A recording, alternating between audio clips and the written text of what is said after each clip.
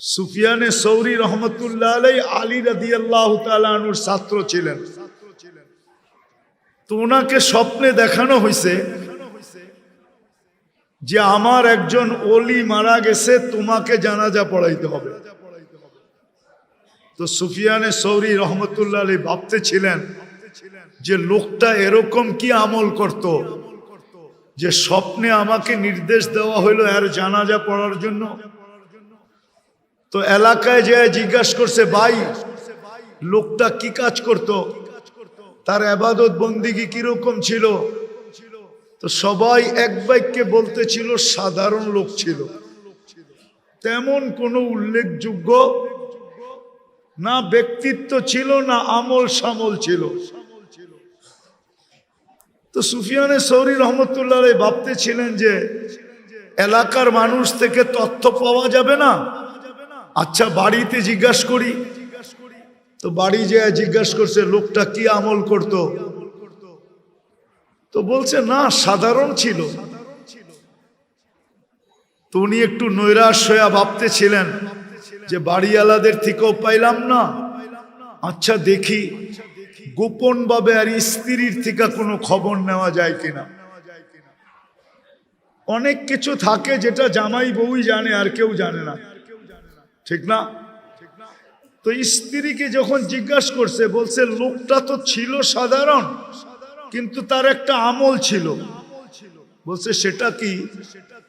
কোরআন পড়তে জানতো না, কিন্তু ডেলি কোরআনকে নিত আর পৃষ্ঠা উল্টাইতে থাকতো আর চোখের পানি ঝরাইতে থাকতো আর বলতে থাকতো হাদা কালাম রব্বি, এটা আমার রবের কালাম। তো সুফিয়ানে সৌরি রহমতুল্লাহ আলাইহি চিৎকার দিয়াতে বলতেছিলেন ওয়াল্লাহি হাদা হুয়া, এটাই ওইটা। এটার কারণেই তার এই এত বড় মর্যাদা যে আমাকে স্বপ্নে দেখানো হয়েছে যে আর জানাজা পড়াই। মেরে দোস্ত, আমরা চলে যাব, সবাই চলে যাব। দুনিয়াওয়ালারা আমাদের সাথে সম্পর্ক ছিন্ন করে দিবে আর সম্পর্ক ছিন্ন হয়ে যাবে। আসেন আসেন, সুযোগ এখনো হাতের নাগালে আছে। যেই সম্পর্কগুলো আমাদের জীবনে আখেরাতের জীবনে কোনোদিন বিচ্ছেদ ঘটবে না, দুই চারটা জানি আর একটার সাথে হইলেও নিজের সম্পর্ক গড়ি, মনে প্রাণে গড়ি। আমি সবাইকে বলতেছি, কিন্তু যুবকদেরকেও বলতেছি, আপনাদেরকেও বলতেছি, যদি আওয়াজ মা বোনদের কানে যায় তো তাদেরকেও বলতেছি, একটা এরকম সম্পর্ক গড়ি যেটা কোনোদিন আমার সাথে বিচ্ছেদ না ঘটে। এই উম্মত কিন্তু আল্লাহর বড় লাডলা উম্মত। লাডলা বোঝেন? আরে লাডলা বোঝেন কি? ডাকায়েরা তো লাডলা বোঝার কথা, ঠিক না? হ্যাঁ, কি সন্তান তো আমরা সবাই তোমার, কিন্তু ছোটটার লগে এত লাড দেখাও কি লেগা, ঠিক না? কি মনে হয় বোঝেন নাই? ছোটটার সাথে সবচেয়ে বেশি মহব্বত, ঠিক না? উম্মত তো সবই, কিন্তু এই উম্মত আল্লাহর কাছে বড় প্রিয়, বড় ভালোবাসার উম্মত। কতটুক? এতটুক বলি যে এর উপরে আল্লাহর কাছে ভালোবাসার কোনো স্তর নাই, এতটুক ভালোবাসার উম্মত। আরেকটা উদাহরণ দিলে বুঝে আসবে। আচ্ছা বলেন তো, যে সবাই শেষে খায় ও কি নিয়ে বসে? মনে হয় বুঝাইতে পারি না। ঘরে সবাই শেষে যে খায় সে কি নিয়ে বসে? পাতিলা নিয়ে বসে। আর তো কেউ নাই, ঠিক না? কি পাতিল লইয়া বসে। আল্লাহর ভালোবাসার পাতিল পুরাটা আমাদেরকে দিয়া দিছে। না আমাদের পরে তো উম্মত নাই, আমাদের পরে তো কাকে দিবে ওই পাতিল? ভালোবাসার পাতিল আমাদেরকে দিয়া দিছে। এই উম্মত বড় ভালোবাসার উম্মত, বড় ভালোবাসার উম্মত,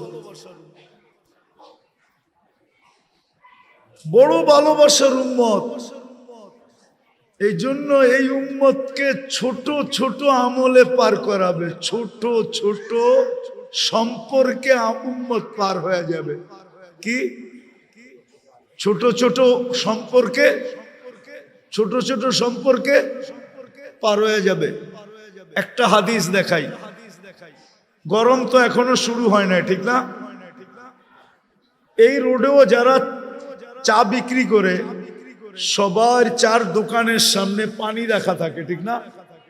ঝাড় রাখা থাকে, ঝাড়, ঠিক না? প্রচন্ড গরমের দিন কেউ আসলো আর জারের থেকে এক গ্লাস খায়া চলে গেল, ঠিক না? তেমন কিছু বলে না, বলে নাকি?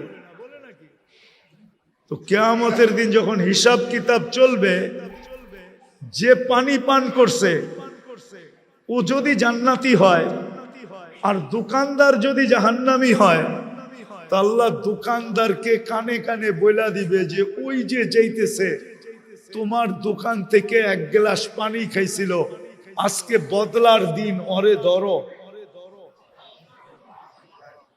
তো ছুইটা যায় ধরবে যে ভাই তুই আমার বদলা দিয়া যা। কয় কিসের?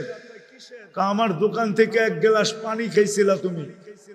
কারে তোরে তো চিনি না বেটা, আবার কবে খাইলাম? চিনি তো না, কবে খাইলাম? তা আল্লাহ পুরা চিত্রটা সামনে তুলা ধরবে।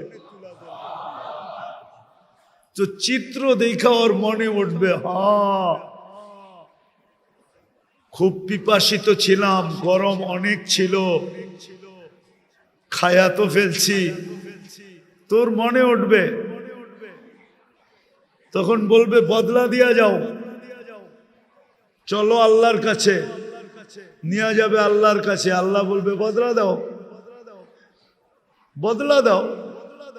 তো বলবে আল্লাহ আপনার মেহেরবানিতে তো আমি জান্নাতে যাইতেছি, আমি আর বদলা কোত্থেকে দিব? তা আল্লাহ বলবে ঠিক আছে, তাইলে তুমি তোমার বাইর হাত ধরো। তো হাত ধরবে, তো আল্লাহ বলবে যাও তোমাকেও জান্নাত দিয়ে দিলাম। লাডলা উম্মত, লাডলা, পুরা ভালোবাসার পাতিল দিয়া দিছেন। এই জন্য আসেন, যতগুলা সম্পর্ক আখেরাতে চিরদিন অটুট থাকবে ওগুলা শিখি, ওগুলা শিখি। আল্লাহ রাস্তা দিয়া দিছেন।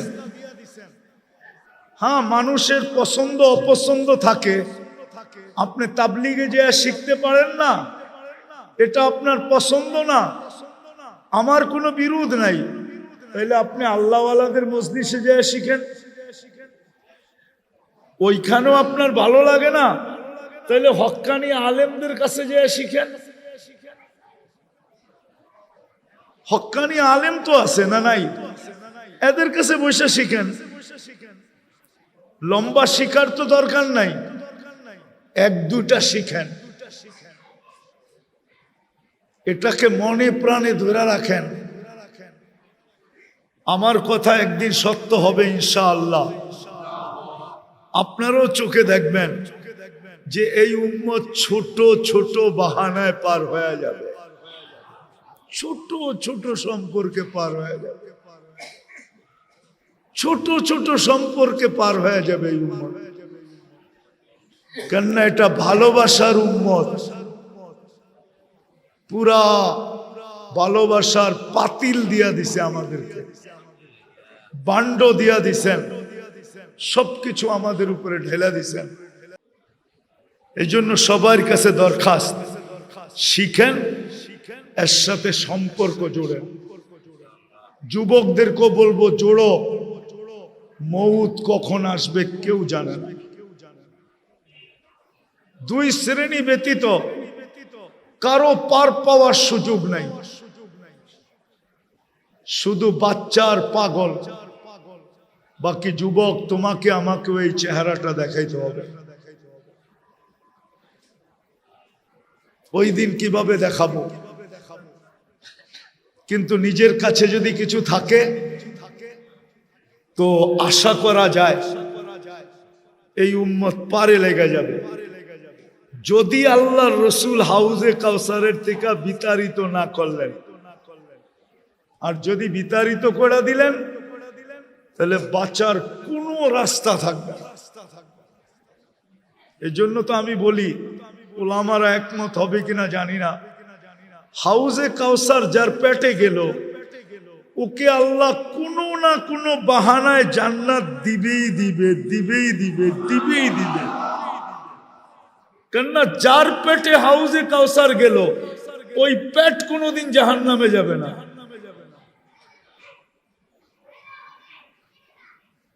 কাহিনী মনে উঠলো এই জন্য বলতেছি, আমাদের মুরব্বী ছিলেন সাইদ খান সাহেব রহমতুল্লাহ আলাইহি। তো উনি কয়েকদিন পর পরই সুদানে যেতেন। তো সুদানিরা ওনাকে জিজ্ঞাসা করতেন, হযরত আপনি কয়েকদিন পর পর সুদান আসেন কেন? তাবলিগের বহুত বড় মুরব্বী, উলামারা চিনে সাইদ খান সাহেব রহমতুল্লাহ আলাইহিকে, ইলিয়াস রহমতুল্লাহ আলাইহির সাথী। তো উনি বলতেন কি যে শোনো, আমি সুদানে আসি, দরিয়ায় নীল হইল জান্নাতের নদী, আমি আসি এইখানে গোসল করতে আর পেট ভরা পানি খেতে। সবাই জিজ্ঞেস করতেছে গোসল আর পেট ভরা পানি খাওয়া? জান্নাতের নদী তো, খাইয়া আল্লাহর কাছে দোয়া করি, আল্লাহ যেই পেটে জান্নাতের নদীর পানি গেল ওই পেট যেন দুযোগে না যায়, ওই পেট যেন দুযোগে না যায়। ঠিক তদ্রূপ হাউজে কাউসার যার পেটে যাবে কোনো না কোনো বাহানায় আল্লাহ পার করে দেবে।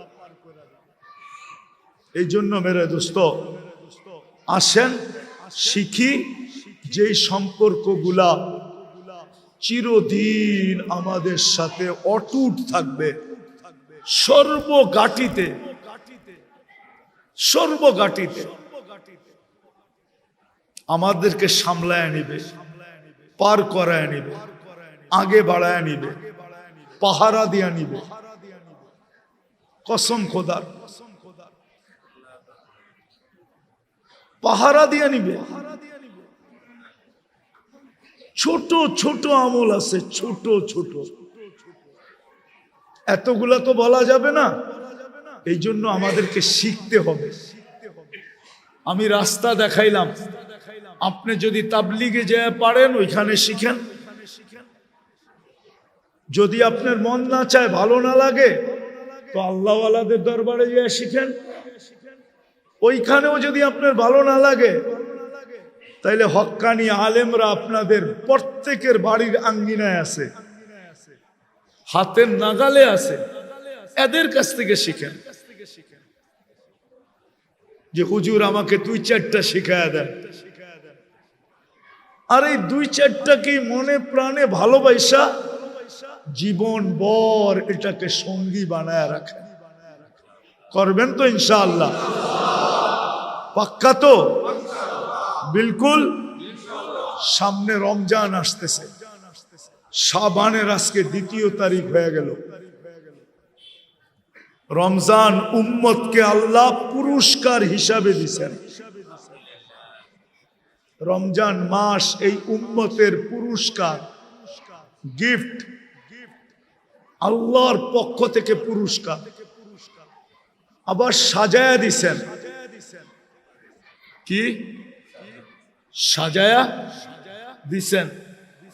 ইচ্ছা করলে এক রাত্রে জীবন গড়া যায়, এক রাত্রে।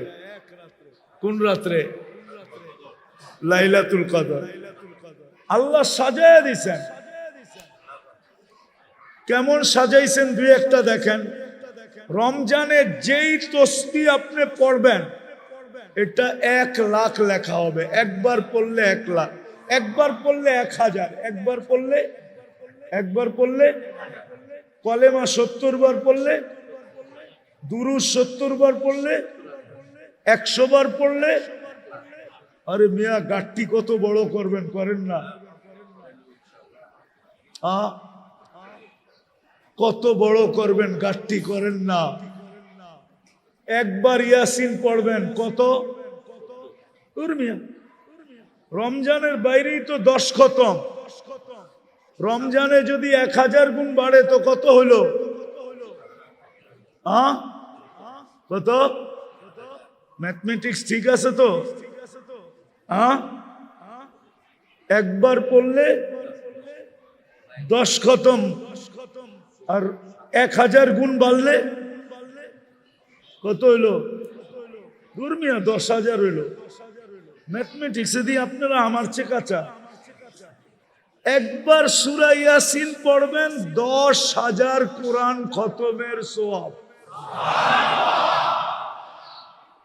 বাবারে 1000 দেন না, মায়েরে 1000 দেন না, দেখা যাবে আপনি 1000 কোরআন খতম দিছেন, কোরআন খতম উইরা যায় মা বাবারে এমন ল্যাপটায় ধরছে, আযাব কয় আমি জান, আযাব যদি আল্লাহ না করুক হয়েও থাকে তো আযাব বলবে ছাইরা দে মা, কান্দা বাঁচি। কোরআনের উপরে আমি আসমু কি কইরা?